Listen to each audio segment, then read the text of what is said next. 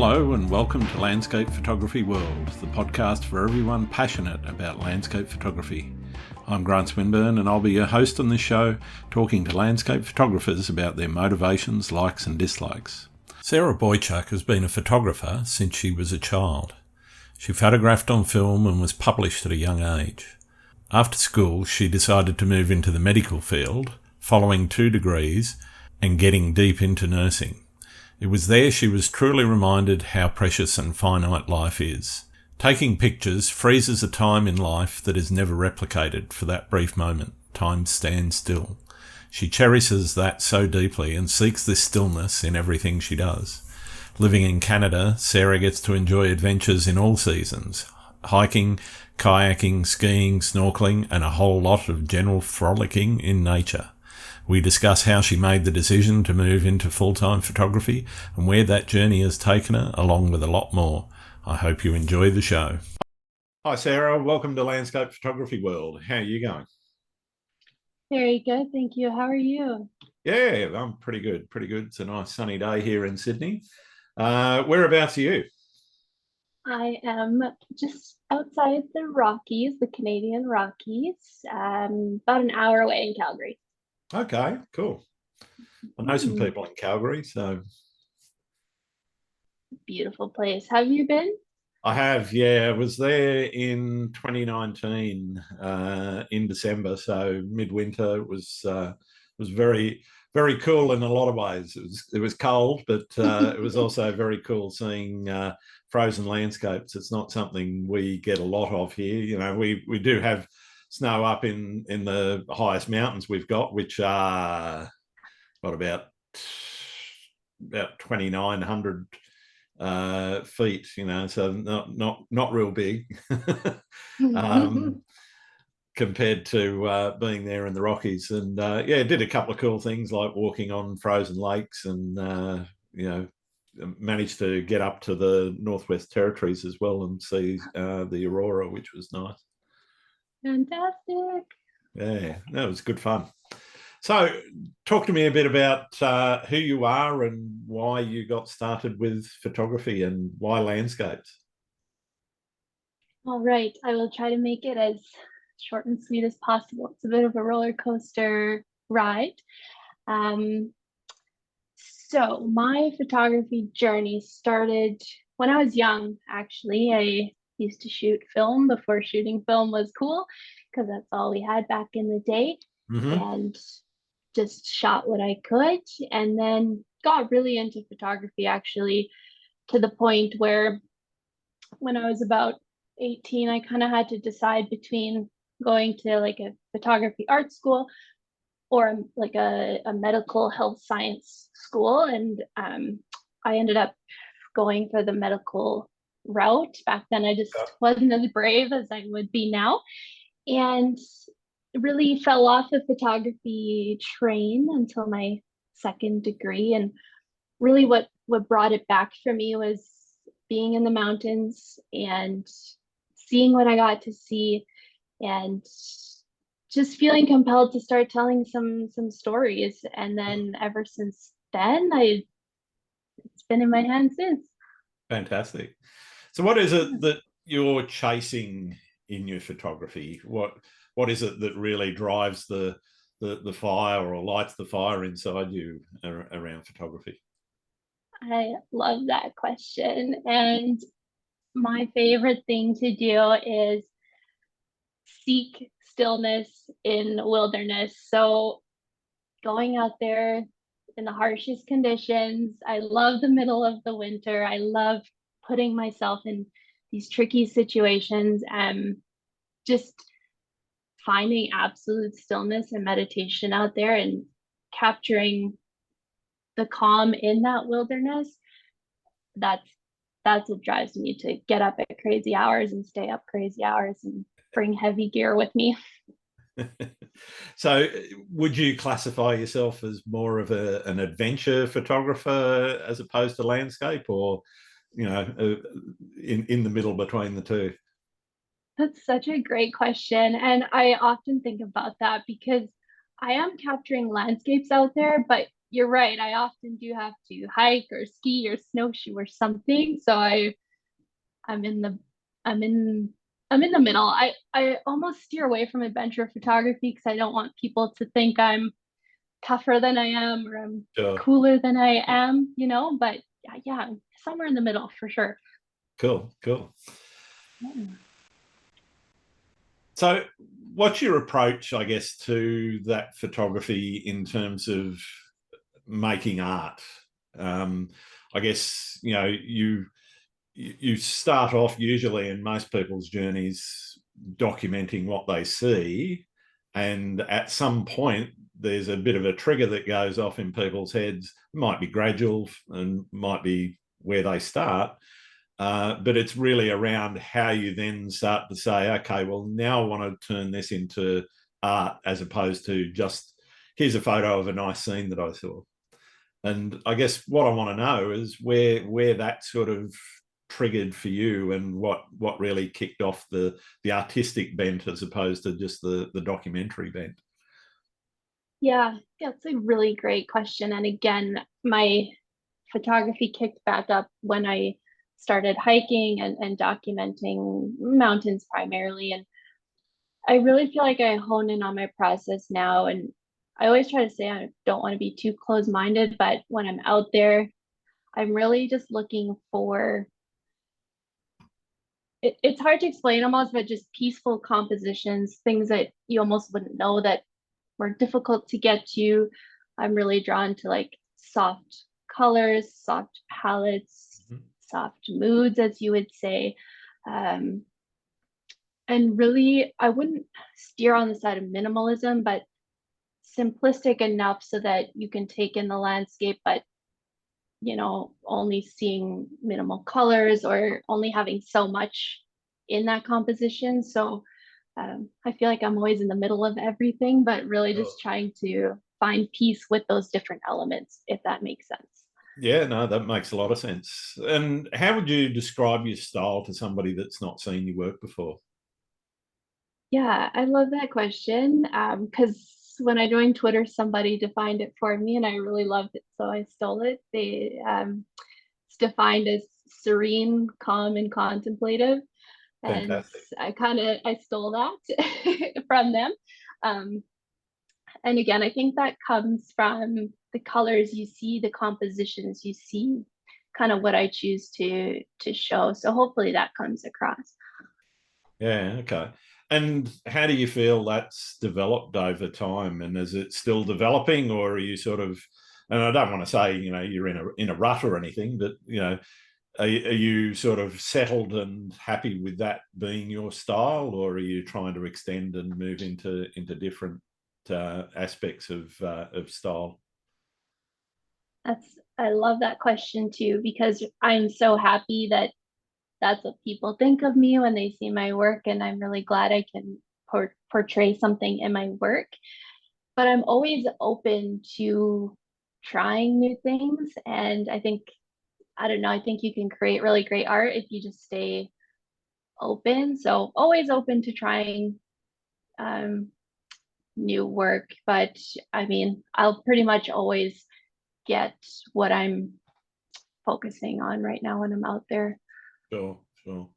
And are you a planner or a more spontaneous shooter? So are you, I mean, obviously, if you're getting off the beaten track and up in some of the backcountry there in the Rockies, you want to do a bit of planning before you go. But are you going out with an idea about, say, there's a particular mountain or particular lake that you want to get to, and you want to, capture that before you go, or are you more reactive to the landscape as you're walking through it? Definitely a planner in regards to a lot of the hiking and the trekking and the locations I want to go, and just kind of knowing generally what I'm going to get when I go up there. But I think it's important to stay open, because of managing expectations, and also because you may just see something when you're there. I find once I'm settled in and kind of seeing the lay of the land a bit more, then I can um, settle into what I want. So definitely planning, but staying open actually in the field. Okay. So how much time would you spend, before going out? Are you, spending months, days thinking about where you want to be, or, planning your autumn shots in spring and summer, or are you, more about, okay, well, this weekend looks good, the forecast looks good, let's go. It's such a mix. So, there are some hikes that have just been on my list for so long, and there's just so many. So sometimes it is a year until I get there. So the hike I'm going to do next week technically has been on my list for years. It's just hard to make the time sometimes. So Yeah, there's yeah. definitely that for sure. But with the Canadian weather, for example, sometimes you have to be flexible and Uh-huh. switch up what you're doing. So it's always a bit of both. I try not to be too hard pressed or serious about it. Yeah, fair enough. So when you get out into the field, are you, spending a bit of time wandering around and, just trying to sort out what the composition is going to be, or are you sort of got a pretty good idea about where you want to be and you've done all that planning in, say, photo pills or something beforehand? Yeah, I love using photo pills. I do just find, I don't know what it is, but I do need to be there. I need to kind of be in the environment, walk around, sit there, ingest it, um, just to really get a sense. I just sometimes notice myself if I don't do that, I kind of wish that I could go back. Sometimes I don't have a lot of time in these places, right? So it really depends, but prefer to plan as much as possible and then get there and just really immerse myself and explore. Yeah, yeah. So I guess one of the things that a number of people have asked me to ask some of the photographers that I talked about or talk to is how do you feel when you're shooting? Hmm, that's a great question.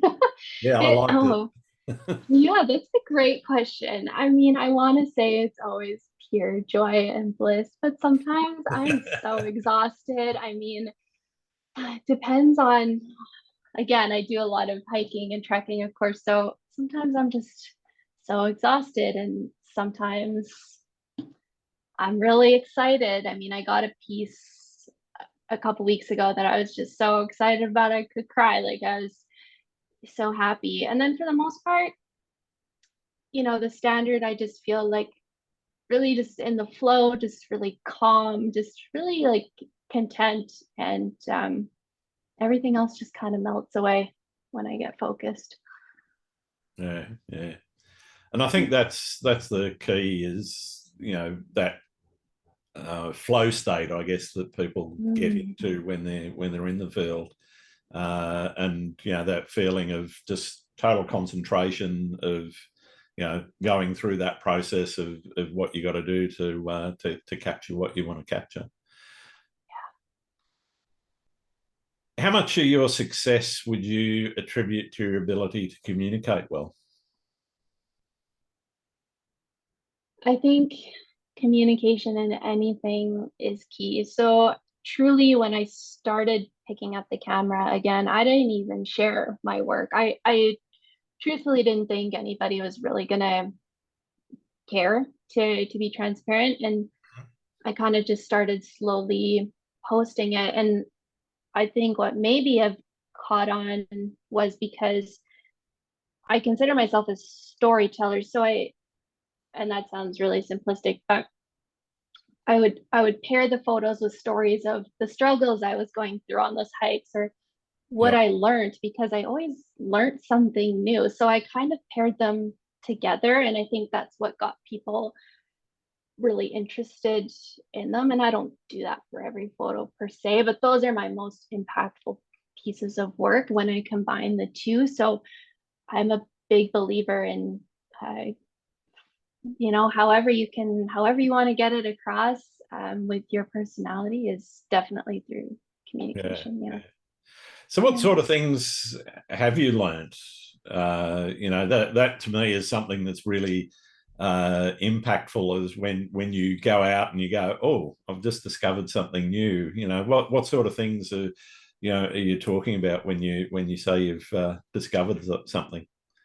Oh, it's so funny because it's something different every single time, and I've been doing this for like a decade. But some hikes it'll be, or adventures it'll be like you're braver than you think you are, or you're a lot stronger than you think you are, or um, you can push through more than you think you can, or it's okay to have a bad day. Like just anything you could think of, good, bad, ugly, whatever. I really love sharing those little tidbits because even if you don't do those crazy things, they're all relatable to your daily life. So Yeah, yeah. lots of things. Yeah. I really, really like how you sort of linking it to your personal growth and your your own personal story, I guess, as well as the story that you're telling with the images themselves. Yeah. Um, how do you, I guess, put that across to somebody that um, is new to your work and so forth? Without necessarily telling the story in text underneath the image or whatever. How do you kind of try to get that expression across in the images that you're creating? That's a good question. And I'd almost have to ask people who are newer to my work because I think with my work, at least what I've seen recently is people say, like, wow, it's a great image. But then when I read the description or I talk to you more, it's even more impactful. So I Sure. still have a lot of learning and growth to happen there. I mean, of course, we want to convey these things in our imagery, but sometimes like I personally love pairing written word with photography. Sure, So sure. um that's how I do it right now. Yeah, cool. How do you define success in your photography? Ooh. That's a great question. I Photography isn't the only thing that I do. So I feel like I don't have that pressure that maybe some other people do. So for me, the success is about creating what I want to Mm-hmm. create and telling the stories that I want to get across autonomously. And success really has felt lately like people saying that they're inspired by what I do, either to get outside more or be a little more brave today, or just improve their lives, even if they don't do exactly what I do, just by me being the person that I am. So really just inspiring other people to live their best life, however that looks. Sure, that's fantastic. That's amazing. You mentioned that it's not the only thing you do. So how do you balance your lifestyle, your photography versus, what some people call real life? Yeah. I Yeah. remember, I remember early on, somebody saying to me, "Yeah, well, you can't really do photography as a real job." And it's kind of, I know. It's a new world now though. I feel like certainly I how do I balance it? I'm very tired all of the time, but I'm so fulfilled by it. So I really am just truthfully very strict with my time, and everything that's important to me makes its way in there eventually. And I do a lot of northern lights chasing up here, so if that means I gotta be a little tired the next day, have a little extra coffee, that's no problem. Some days are easier than others, but just really being intentional with my time, I would yeah, say. sure. So what is it that you do outside of photography? Yes, something completely different. So I am a Canadian manager for a private healthcare company. So I'm a registered nurse by practice and Mhm. I currently manage nurses. So I'm still in the healthcare field right now, which Just not allows as me to just hands-on have, as before. Yeah. yeah, and then I can just have my full creative autonomy on the side. So busy, Nice. busy. Nice.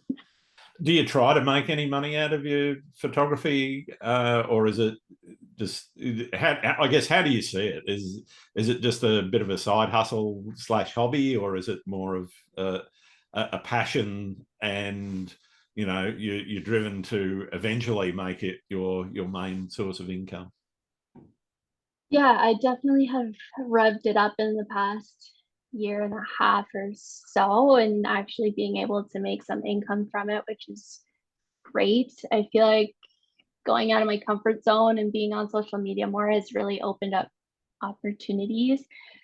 So I will take on adventurous portrait clients. I will, um, sell prints and of course digital collectibles in the Web3 space. So it's revving up. I also just restarted my blog again just to kind of have that more long form discussion with my work. So I definitely see different paths. And I would love to. I love the Northern Lights, and I love showing people the Northern Lights. So hopefully I can embed that as well. So just slowly, just keeping it really true to me. Right. Fantastic. Yeah. What's I guess you talked a little bit about having, what was it, adventure portrait clients. Yeah. So talk to me a bit about what adventure portraiture is. Yeah, I mean it's basically like any other portrait work, but I love people who want to hike with me and then I'll take their pictures, or Okay. couples who want photos up on a mountain, say, versus in a studio, like, just spicing up the portraits a little bit because we've got no shortage of good backdrops here. So Yeah. I mean, yeah, I've seen people, they get a helicopter up to the top of a mountain to do a marriage proposal or something like that, and yeah. they take a photographer with them, which must be quite an interesting sort of adventure. Is that something you've done yourself, or? Not yet, but I actually just moved to this location almost a year ago now, and they're much more popular here. So certainly would be open if anyone's adventurous and wanting to come. With Yeah, absolutely, yeah, that's really cool. yeah. How do you price your work? This is a question I think a lot of photographers ask themselves and ask others. How, if somebody wants to buy your work, how do they engage, and how do you actually set your price? Pricing question. So it depends on what it is, of course. For prints, I try to keep it by commission only right now so that I can see it, have a touch on it, look at it, and send it out, which is a very long process. Yep. So that pricing, of course, is a little bit more, just being able to, of course, cover the cost of the print and get it to that individual. Um, Portrait sessions, again, I'm pretty flexible, and I would say like my most expensive work is my like digital collectibles on Web3 space. So I, because it's not full time, I wouldn't give out my numbers because I don't want, Yeah, I yeah. know No, people who are, I'm not asking for numbers. I'm more interested in the process around how you actually, how would you peg your work? Do you yeah, base it on the amount of effort that you've put into a shot, the emotional yeah, connection you've got with a shot? How do you think about it in terms of great. putting a price on it? Because there's lots of different ways to come up with that number. The number per se doesn't matter, though. Okay, good. Because some people are big numbers people and I'm Yeah. not. I'm very I much know some like, people are probably listening to this going, tell us the number, tell us the number. I know, and that's just not me. So it's the same with gear kind of thing. But uh for work, I do put a bit of a quote unquote premium on stuff that takes more effort, only because, and that might be controversial, but honestly, if I'm going out there and I'm hurting and I'm in pain and I'm struggling for it, I am going to put a little bit of a premium on it, Hmm. versus like a parking lot shot, and that's just because that's what I do. And then depending on other work, it just again depends on maybe the time involved and things like that. But a lot of what I do, I just talk to either the client, collector, this, that, see what they're looking for, and then I go from from there because I have that flexibility right now. Sure. And I guess a part of it might also be the uniqueness of the composition or something like that as well. Yeah, certainly. Yeah. Where do you like to shoot the most? Obviously, the Rockies is, a massive area, and I'm not asking for your secret spots, but give me a general direction. Is it Banff, Canmore? Is it Jasper? Is it further north up in in the further reaches? That's a good question. I love shooting in Kananaskis. I love shooting in, I mean, Banff, Jasper, anywhere in the Rockies. There's so many hikes here. I haven't gotten bored and I've done a lot of them. So I really like just shooting here. I'm so happy that this is my home. I also really enjoy the north, which I know you mentioned you visited. I need to spend more time up there, but that's a really special landscape place too, I think. Yeah, totally. And particularly some of the areas in the Northwest Territories are quite different to that when you get into the sort of what do they call it, the Krumholtz sort of landscape where the trees can't grow more than about 1.5 feet, 3 foot maybe in height, and you've got the tundra and everything around. It is a very different landscape to what you see in the Rockies. Mm-hmm. What's the furthest you've traveled to get a shot? Furthest I've traveled. I mean, a lot of my treks are 100 kilometers at a time, so if we consider those, but if we're talking actual travel, the Dolomites were on my list for a very long time, and I finally got to go this summer. And I mean, the primary reason was for photography and hiking. Um, there was really good food though. So, Okay, cool. Have you got any favorite locations that just keep drawing you back? And if so, not asking for the secret spots, but are there what is it about those spots that draw you back? Is it that you haven't nailed it? Is it just something that you really want to just keep shooting? yeah, there's a few special mountains where I just feel like the views are world class and I could go a million times even if I've got shots. Um, I'm particularly drawn to any landscape with ice. Mm-hmm. So either like frozen lakes, frozen bubbles, ice caves, snow caves. I just think a lot of people don't love shooting in the winter, so I love getting out there and it's really quiet. Um, but it's just such a fleeting thing that I'm really, really drawn to it. And I'm really excited that it's almost winter right now. Mm-hmm.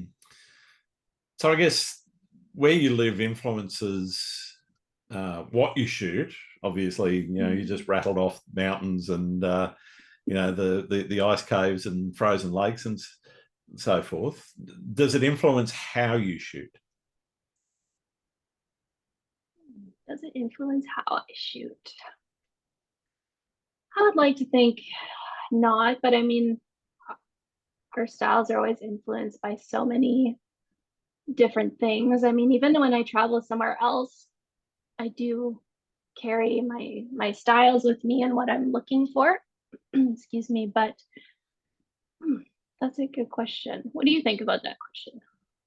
Well, I think some people, I mean, for me, I do a lot of seascapes. So Mm-hmm.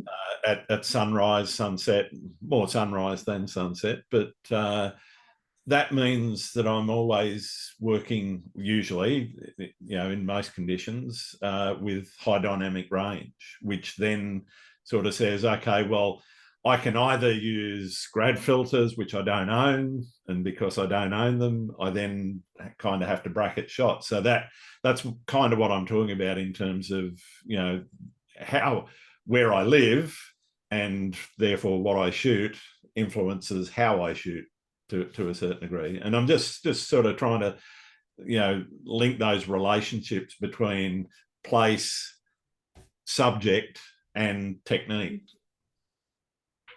That's actually really interesting. And I'd have to see what other people say because I I'm in such a zone right now where I'm shooting the same thing, the same concepts, and then even my travel plans are all based around the same concepts. I haven't shot something different in a while, but certainly it would change. Of course it would.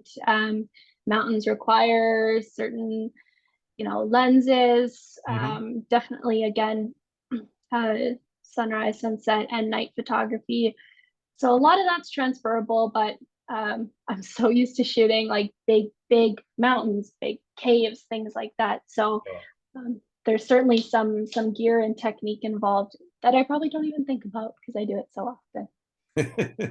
Yeah, and I guess and that's what interests me is, you know, what are the things that you don't normally think about because they're just so automatic, and that's one of the reasons why I asked that question is because for a lot of people, you know, well, I go and shoot these, you know, let's say it's waterfalls, you know, I go and shoot these, so I'm always shooting, you know, or mostly shooting that, you know, maximum 1 to 2 second exposure, you know.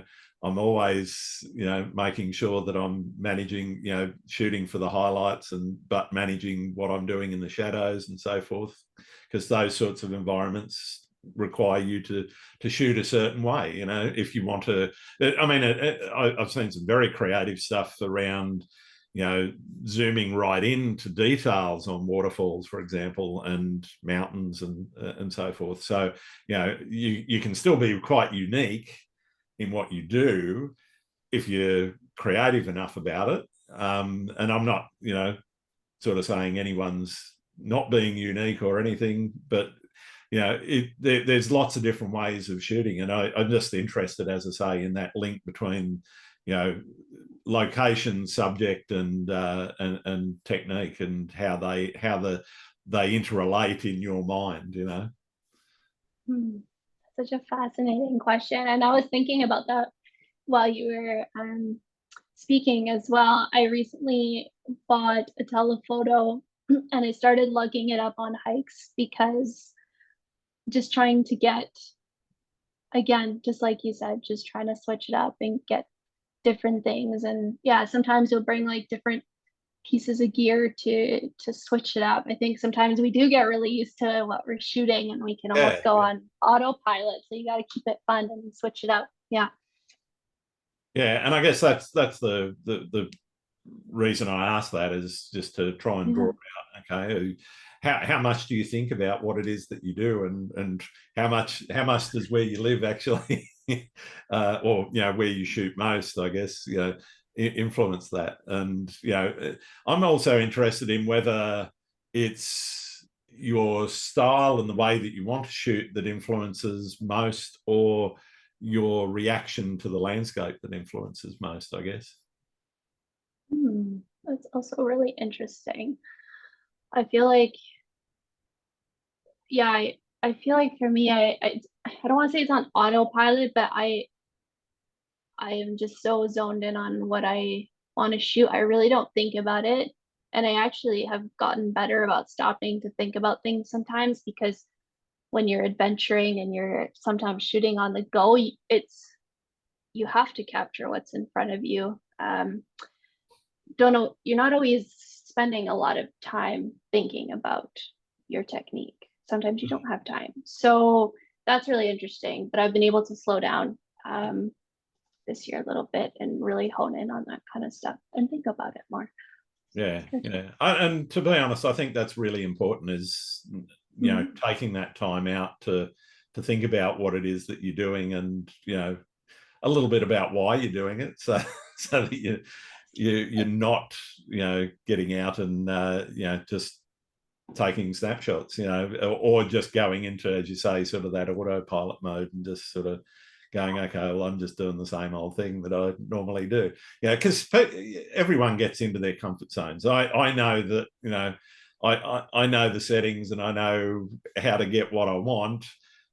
But there's sometimes when I go, okay, well, let's change it up and do something different, and so instead of just doing a normal quarter of a second flow shot of some, the sunrise and the water flowing.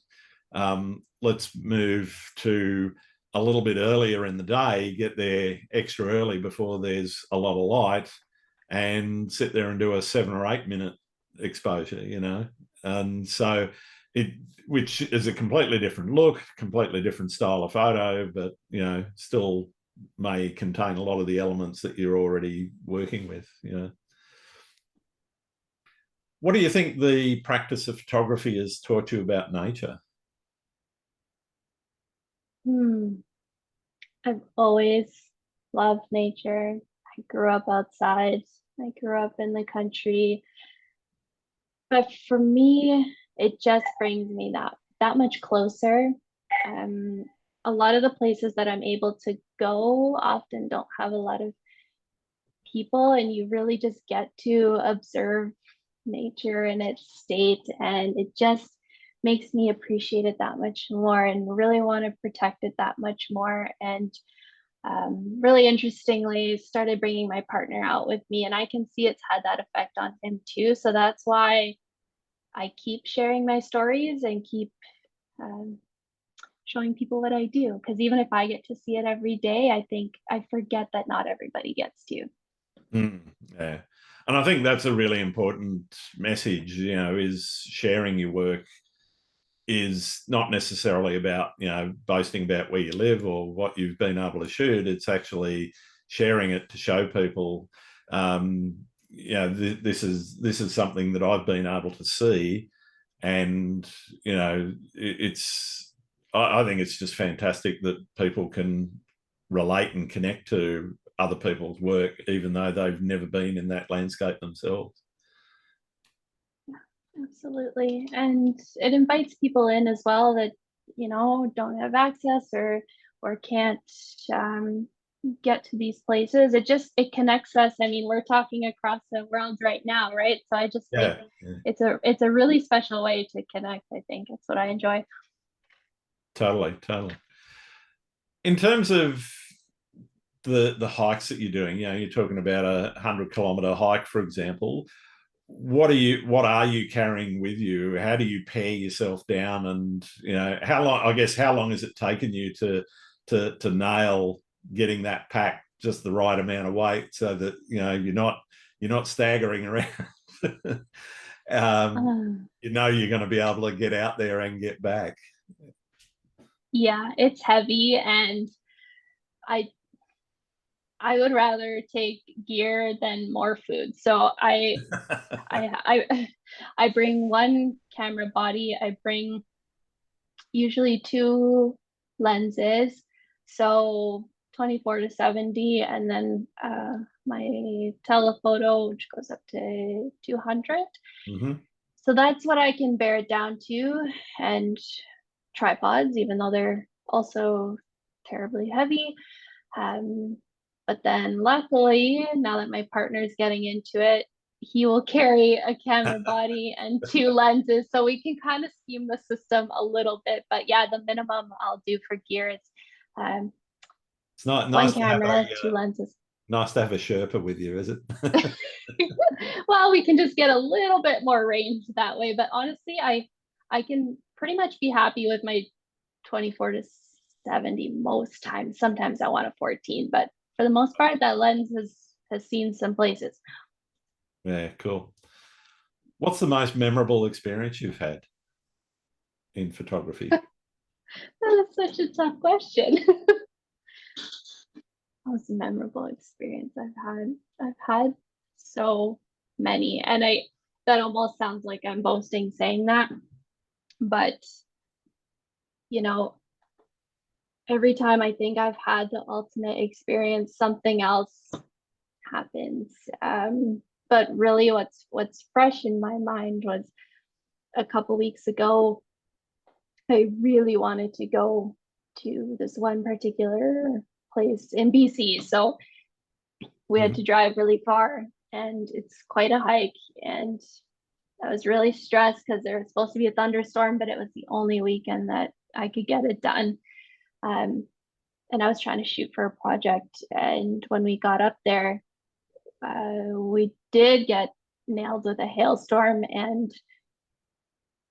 But what came out of it was just, one of my favorite pictures I've taken. And so why I love situations like that is because sometimes things don't always go right, but there's always beauty in it. And um, it was so rural that we were the only ones that got to experience that. So the fact that I was able to capture it and then bring it home for everybody, it was really special. So that makes me really happy.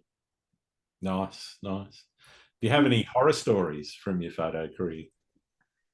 Oh, lots of horror stories too. I mean, in the Yukon a couple of years ago, we're just trying to get out, hike and shoot, and I sprained my ankle when we got stuck in a snowstorm. Didn't have any good shots from that day.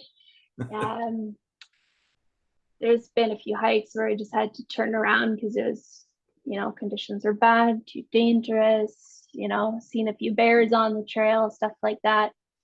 I mean, no shortage of fun stuff out there. I mean, that's something that we don't really have to worry about here in Australia, for example. Maybe snakes and spiders and things like that. But Yes. how do you handle coming face to face with a bear? Have you ever come face to face, or has he just been up the trail and you've sort of turned around and gone the other way? Yeah, I'm so jealous because I feel like a lot of other people's photography experiences are so much more pleasant. But yes, I've been about 5 feet away from a bear. So we were doing this hike in BC, went to the summit for sunrise, got our shots, came back down. And when you come back down, they're called switchbacks. So you kind of go straight, take a turn, so on Yep. and so forth. And just going pretty fast on the down, and then did a turn, and there was a bear right there having breakfast like 5 feet away. Wow. And I mean, you always know they tell you to stay calm, but when they're right in front of you and they're so big, Different I mean, story. Yeah. it's different story. They're so beautiful, but luckily he just wanted breakfast and we just had to wait it out. So no problems there. But honestly, whenever I'm out there, I'm always looking behind my back just in case. Yeah, I remember my daughter. She spent some time in Canada and came across a bear. She was actually coordinator at one of the summer camps there in not far from Calgary. I say not far, probably about 200 kilometres away from Calgary. But yeah, they came sort of face to face with a bear in the camp. It was a juvenile and came wandering through, and they were a bit freaked out. It's scary. They're pretty big in person, but for the most part, they're doing their Yeah, own they're thing. not really interested in what we're doing. I guess they're just No. trying to get around and get something to eat normally. Yeah. I guess one of the things I'm interested in for everyone that I talk to is the importance of goals and projects. And I know some people, define projects differently. For me, a project could just be one shot that you get. It could also be part of a larger portfolio of work. I guess, how do you define your goals, and how do you work towards building those projects and managing your time and effort in completing them? Yeah. And I do think the balance of goals and being open can lead you to the best opportunities. And, this year I've really just been focusing, my goals have just been to get the best shots ever. I moved close to the Rockies. I mean, it's been a wild year of just getting shots that I've always wanted to. And I'm going to continue to do that. I have a long list on my phone that never ends. Um, I also have other bigger goals of, facilitating, workshops or help for people who want to come and experience it. Maybe people who like hiking a little more. I really love showing people the lights. I think seeing their face for the first time is so special. And I love teaching people how to get a shot they can at least go home with. So integrating that hopefully. And, I just love talking to people about photography again, because I think, at least like for my work and the impact I want to have, sometimes the words have to go with the shots. So really just focusing on, growing the blog in written form and also speaking Cool. about it. So Yeah, that's where I'm at. cool, cool. What's your routine when you get on site? You've, hiked 50 kilometers, for example, and you're at this beautiful lake with a mountain behind it and you're seeing those reflections. Are you straight into it, drop the tripod down, put the camera up and away you go? Or are you more contemplative and take your time around setting things up first? Yeah, it depends. I really prefer to do the contemplative route. Usually need a little break, get my surroundings, walk around and get the best composition. And of course, depends on the time of day. Mm-hmm. Um, so there is that little bit of like settling in as much as possible. Sometimes you don't have that grace Yeah, period the and you lights just going gotta off and so you don't always have that, but yeah, if I had a preference, I would definitely. I just feel like I don't know. It just takes me a little while just to see my surroundings and make sure I go home with something I'm happy with. So yeah, usually take a break, settle in, have a snack, and then start looking for compositions and where I am. cool. So you've nailed your shot and you've got home, you've hiked 50 Ks back and got in the car and got back home. Are you too exhausted to get into editing straight away and you leave it for a while, or are you so excited that you got to get into it? This is such a funny question because I feel like I learned a couple weeks ago that I'm not the only one. So sometimes I'll get home, you know, edit right away because I'm so excited and I can see it in my head. Yep. Other times I'll wait a whole year. I am so Wow. backlogged, like in my in it's so bad. And I was talking it out with a few other artists, and I think sometimes I don't know, I can't force it. And as soon as it comes, I can edit it like right away. But sometimes they just need to sit and simmer and it's very unproductive, but it's just the process. Yeah, yeah. So are you tweaking? Are you, you know, making major edits? Are you, doing lots of focus stacking and, lots of layers, or are you more into minimalist editing? Great question. I lean more on the minimalist edit side, but I know there are people who are more minimalist than me. So a theme of this talk seems to be I'm in the middle. So I definitely go, I mostly hang out in Lightroom. I'm not big into Photoshop. The reason why I work so hard for these pictures is to try to get something that felt close to what was there, just Sure. personally. So really I, minimal colors, tones, really looking for like those soft tones and colors and just color preferences. And, for like the Northern Lights, I have like a certain um, way that I like them color graded, but that's usually where that will end. Yeah. Okay. What about printing? You mentioned, doing prints for clients. Do you print your own work for your own walls, or? No, so I do use a printer and I use a couple, one from the States and one from Canada. And my favorite thing is metal prints. So Yep. I always love telling people about those because those are so impactful and so I'm addicted beautiful. to acrylics myself. So Oh, yes. Yeah, just something so extra special about those. But yeah, again, prints are um, mostly handled externally. I'm not yeah. that skilled in the office. Well, I guess I mean it's a bit of a dark art, and I'm certainly Mm. service myself. Are you doing a lot of work to prep an image for printing beforehand, and what's the conversation like, I guess, with your printing services?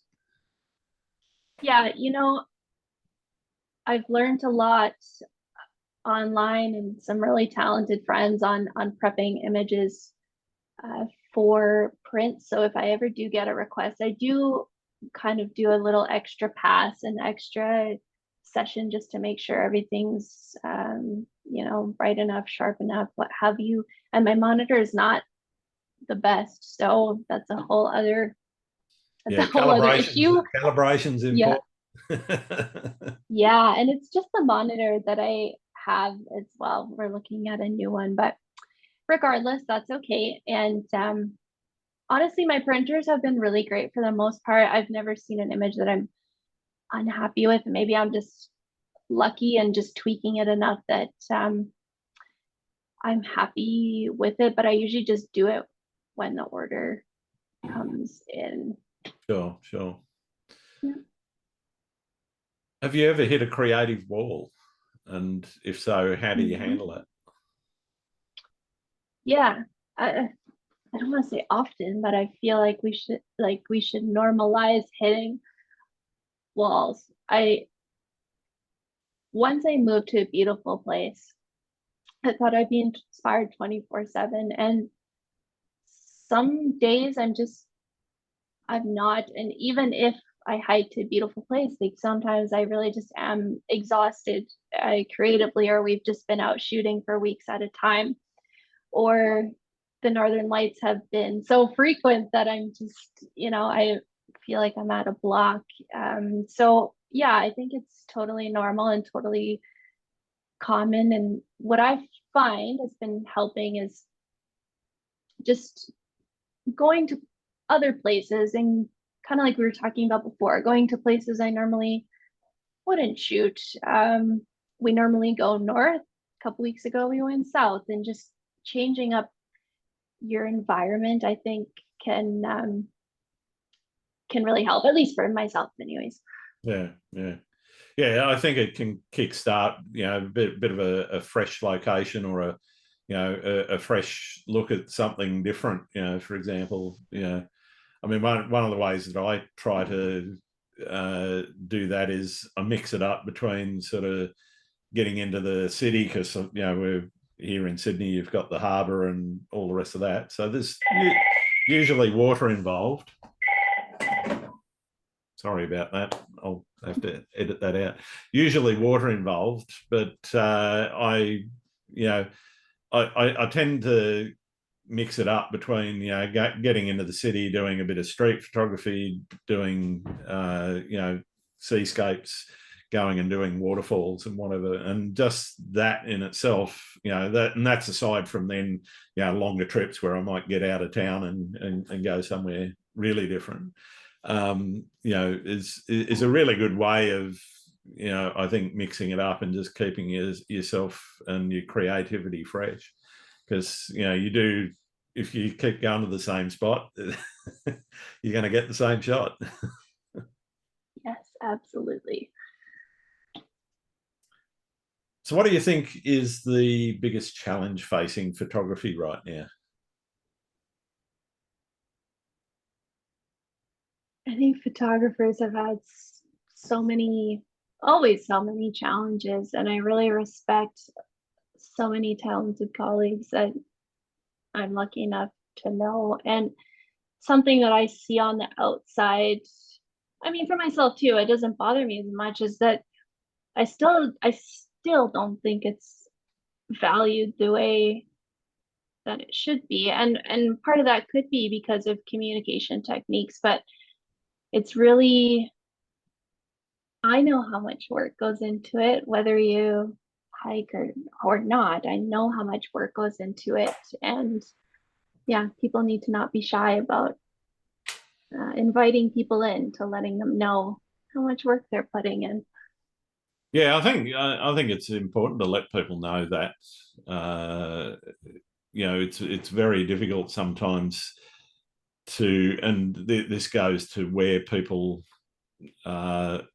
professional photographers in particular, trying to get clients to understand the value that is placed on the work, because a lot of people just think in terms of phone photography or even point and shoot photography. Well, you just turn up, you push a button, happy days, there's your photo. That's all you got to do. And I was actually talking to a friend of mine, and he was asking whether or not I'd be interested in shooting a sporting team with them. And I said, well, yeah, what are you going to do with the images and so forth? And he said, well, I'm happy to pay you. And I said, well, what are you happy to pay me? Because you might not like what I tell you. I'm going to charge, And I didn't, end up charging him, went and did the shoot and whatever, but because he's a friend, but and they weren't, using the images commercially. It was more just for the team. But that conversation, I showed him just the Google search average hourly rate for photographers in Australia, showed him that, and it's nearly $350 an hour, which surprised me that it was, quite as high as that myself. But if that's the average, what are the expensive guys charging? And but yeah, it kind of blew his tiny little mind in sort of saying, okay, well, yeah, it's a little bit more expensive. And he said, how do you charge that? Well, I said, yes, there's the time going out and doing the shoot, but then there's the processing after. So, let's say I take 150 shots, that could be, say, even if I went minimal and I nailed everything in camera, probably 10 minutes per shot minimum. So 150 times 10, we're talking 1,000, 50 minutes. It's a lot of time to spend on putting your images together. And that's where he sort of started to click. And I think that's a message that a lot of people don't register sometimes. Absolutely. Yep. And again, I think along with that too, just a little bit of a challenge I see again is because there is so much variability, which I mean, that happens in this kind of freelancing creative world. So just being able to really nail down your why and communicate that effectively, then I think that helps. That's certainly a challenge. Yeah, definitely. What do you think the future is for photography? I think certainly, I know that not everybody's going to like this answer, and maybe some people will click out. I do think there's a great opportunity to have your work, digitally collected or exploring the Web3 space. So that's where my brain primarily is focused right now. I've seen some incredible opportunities, conversations, things happen with photography there. Even just like we just said, telling people the actual value of photography. Other than that, I mean, the sky is the limit. I think sometimes I almost worry because of, like you said, mobile devices and things like that. Will the value decrease? But I honestly think with all the different avenues that you can utilize now, like look at yourself, like podcasts, you have workshops, you have your website, you have so many different things. I think that almost increases, I mean, it certainly increases the value. So even if photographers branch them. I know it's so hard, but just branching themselves out to doing all of these different things, I think that's where it's going. Like, you're a photographer, but you also have all of these other things to you, which just enhances your values. So sky's the limit with all the different platforms and things out there. Yeah. I want to talk a little bit about the social media platforms in particular and the part that they play. Do you see them as being positive, neutral, or negative influences? A mix of everything. Yeah, I they think, can be all three. yeah, a mix of everything. I mean, I think, again, they're positive because we have the power to connect people to nature and tell sensitive stories and connect with each other. I've met so many amazing people that I wouldn't have otherwise. But of course, there's always going to be a negative side of either you're hard on yourself, maybe you're not growing like the person beside you is, or Yep. somebody, it looks like they're always going cool places, right? So there's always going to be positive and negatives to it. It's how you manage it, I think. Yeah, yeah. How do you manage it? I'm probably not on it enough, and I feel like I started it too late anyway, so I don't really have that same problem. I manage it by, and maybe I'm the wrong person to ask because it's not my full time right now yet, what have you. I'm able to turn it off when I need to, and when I'm outside photographing, a lot of the times I don't have service. Like, I depends on the day, but I'm pretty good at spending time unplugging because I can. And Yeah, that brings me back to real life and puts my brain into perspective again. yeah, that's cool. So do you think that enforced unplugging really works for you? It does work for me. And I know I have a lot of photographer friends that do it more full time. And I know it's so hard for them to unplug, but just I would really encourage people to have people outside of social media, or have people you can talk to. Um, spend an hour a day, go to the gym, go for a walk, don't have your phone on, because you could be on here all day 24/7. And I Oh, really don't think that that's healthy. no, I totally agree. I mean, I took a weekend with my wife up the coast this weekend, just gone, and took some nice shots. I think I posted one video of while we were away, which was a nice sunset. Showed the back of the camera, showed the sunset. That was basically it. Everything else Yeah, went by the wayside. that's great. And do you find it hard to un unplug like that? Yeah, Like, do you feel like sometimes. yeah? Yeah, you do have that, I guess, feeling of, and it's not so much the FOMO of missing out on something, but you Mhm. do have that feeling that, and in certain platforms, you can see your engagement drop off if you're not present, and the algorithms in in particular Instagram and Twitter, they're geared to keeping you connected to that drip feed of content. And if you're not engaging with it, and you're not engaging with other people, and they're not engaging with your work, well, if you're not doing the first, the former doesn't happen. So your engagement drops right off.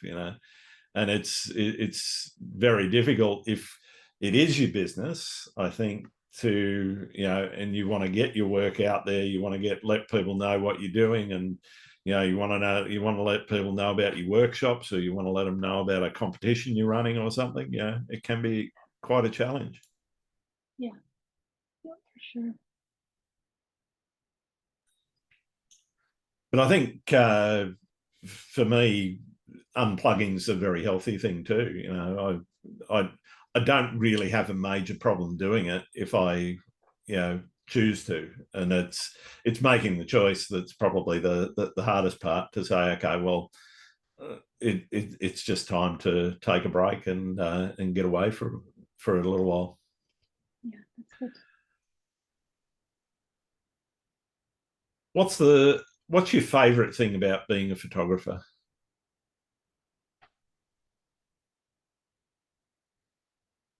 My favorite thing, I have a few favorite things. I love getting outside.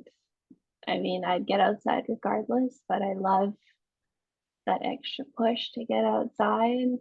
I love sharing the stories again, the good, bad, and ugly, and seeing people's reactions and connecting to people. And again, just inspiring people. I think at first I used to think sharing my art was a selfish endeavor, and that's why I didn't really do it. And then now seeing that it can impact people is one of my favorite things, and why I keep going for sure. Sure, sure. What's your least favorite thing about being a photographer? Do I even have a least favorite thing? Um, that's a Cost really of good gear. question.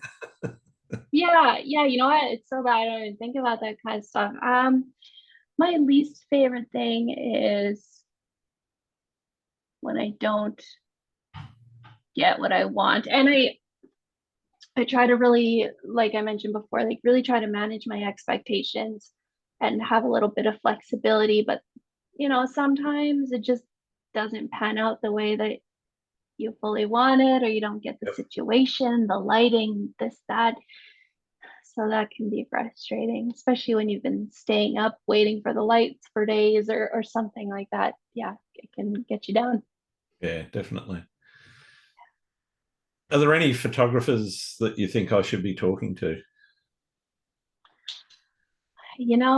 Grant, I was looking at who you've already interviewed, and you've interviewed so many amazing people already.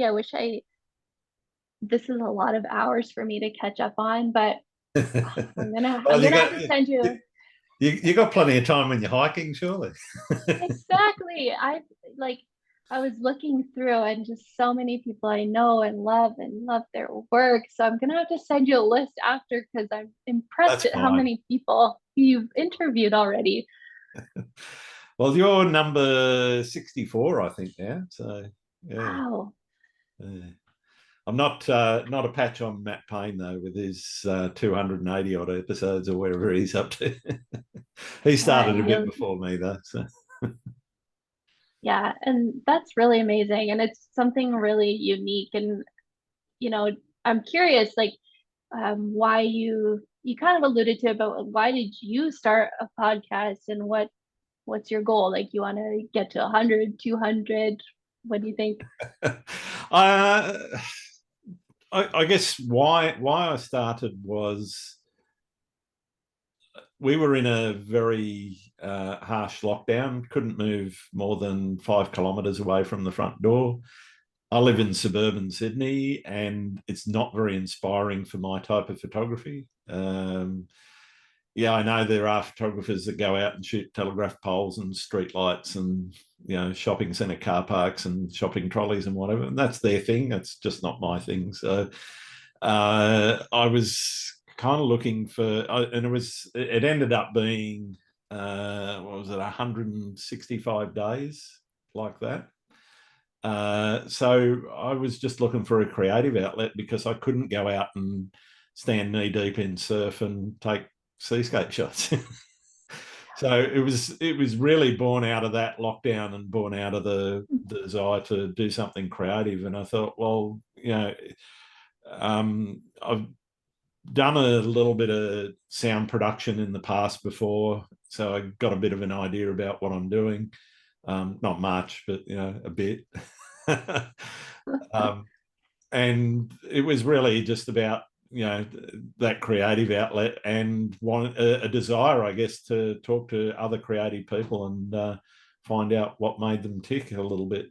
And I guess what the goal has ended up being, that the initial goal was really just, not be bored, not be, I guess, stifled by the lockdown that we had, and to be more creative. Or where it's going, I guess I see it also as a means that I can use it to promote my work, promote other people's work, which to me is also an important thing, because I really get a lot of joy out of, seeing other people get success too.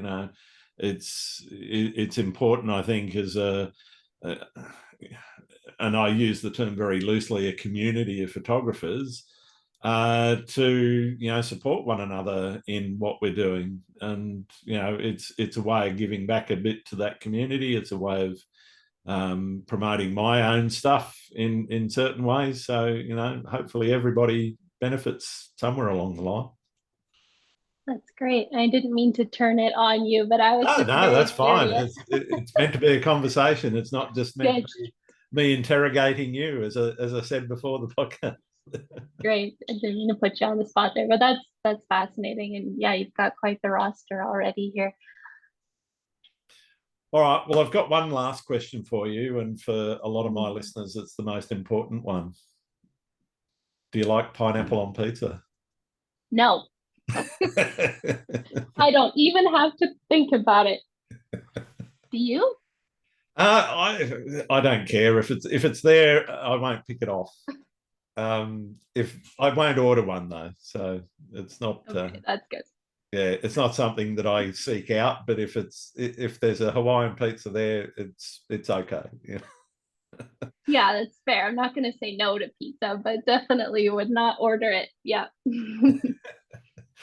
All right. Well, thank you very, very much for taking the time to talk to me, Sarah. It's been absolutely wonderful getting to know you a little bit better, and learning more about what you do and how you do it. Where can people find your work? Yeah, and likewise, Grant, your work is absolutely beautiful, and I really enjoyed connecting across the world in this way. I mostly, social media-wise, live on, Twitter, Instagram, sometimes TikTok. It's at @SaraBoychuk_, website saraboychuk.com. I'll make sure there's links to everything in the show notes. So thank you very much. Yeah, thank you so much. Thanks again for listening to Landscape Photography World. I hope you enjoyed the show and keep listening, because I'll be joined by some great guests in upcoming episodes. You can find my work in this podcast on grantswinburnphotography.com. I'm also on Vero, Twitter, YouTube, Instagram, and Facebook. I'm Grant Swinburne. Hope to see you out shooting soon.